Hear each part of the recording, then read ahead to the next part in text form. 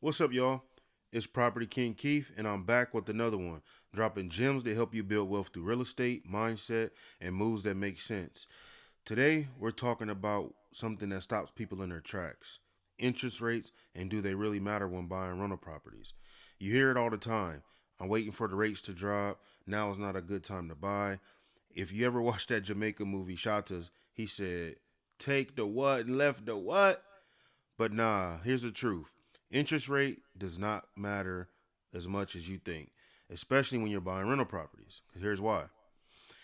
People think high interest rates equal a bad time to invest. Don't get caught up in that mess.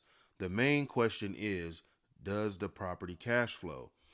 If the deal makes money every month after paying your mortgage, your taxes, your insurance, and the maintenance, then you're winning. It doesn't matter if the rates is 4%, 6%, or 8%. A good deal is a good deal. And if it's not a good deal, then 9 times out of 10, you just need to drop the asking price until it makes sense. Smart investors focus on the numbers and not their emotions. I know a lot of people who've lost real money because they bought based on feelings and not facts. You just have to look at your numbers. And if they work, they work. And if they don't, they don't. Have you ever heard this before? Marry the property, date the rate. You're not stuck with the rate forever, but buy the right property now and then refinance later when the rates drop. Doing it this way helps you grab the assets while everybody else is stuck waiting. Then you could fix your numbers later. You could be working on your credit in the meantime or find a bank that has cheaper rates after you secure the asset. The point is to secure the asset now and pivot later. Think of it like basketball. A basketball player got one foot planted and then they have the other foot when they pivot. So think of it as that. So that's how you win. And I'll be real with you. I have some loans at 9%, but guess what?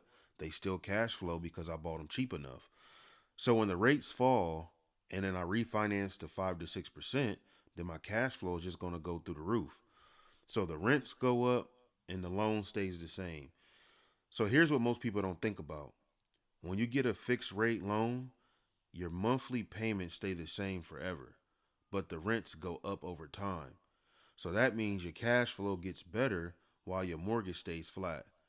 That's how the real wealth is built, and that's how you play the long game. So equity equals money. So let me share something with you that one of my buddies in Dayton, Ohio told me. He built up like 300 rental properties in 2 or 3 years. And he told me one day, he was like, Keith, with rentals, you will always be equity rich, but cash poor. And I didn't get it at first, but then I sat down one day and it clicked. Um, so it clicked and it was like, even if you profit less money per month, you're still building equity over time. Um, every payment knocks down your loan balance. So later you can pull the money out with a refinance, or you could do a HELOC, or you could sell the property and get a big check from it. So that's the long play in the long game. Focus on the ROI, not the rate. A lot of people get stuck on the interest rate, but what really matters is your ROI, your return on investment. I have a question for you, and let me know in the comments.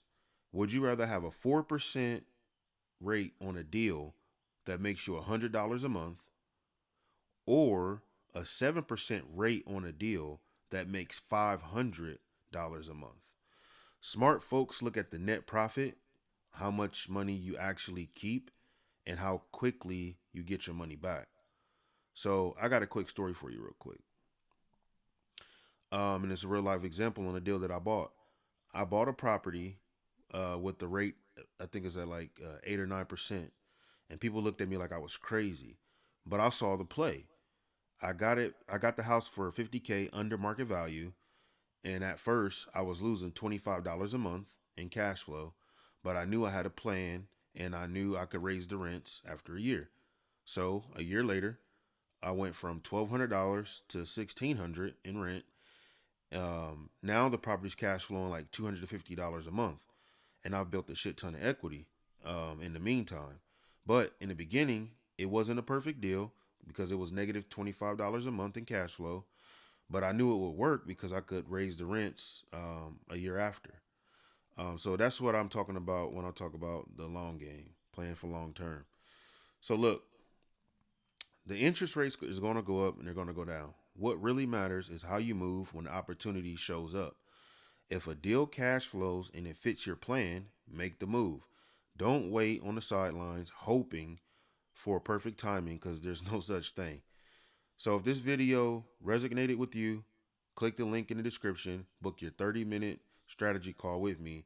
There's no pressure, just a real conversation about your goals and how to get there. Whether you're just getting started or you're stuck in the middle, I'll help you figure out your next move. I'm Property King Keith, and trust me when I say this, you're just one deal away from changing your whole life. Drop a comment if this video helped you, and don't forget to like and hit the subscribe button for more game every week. Peace.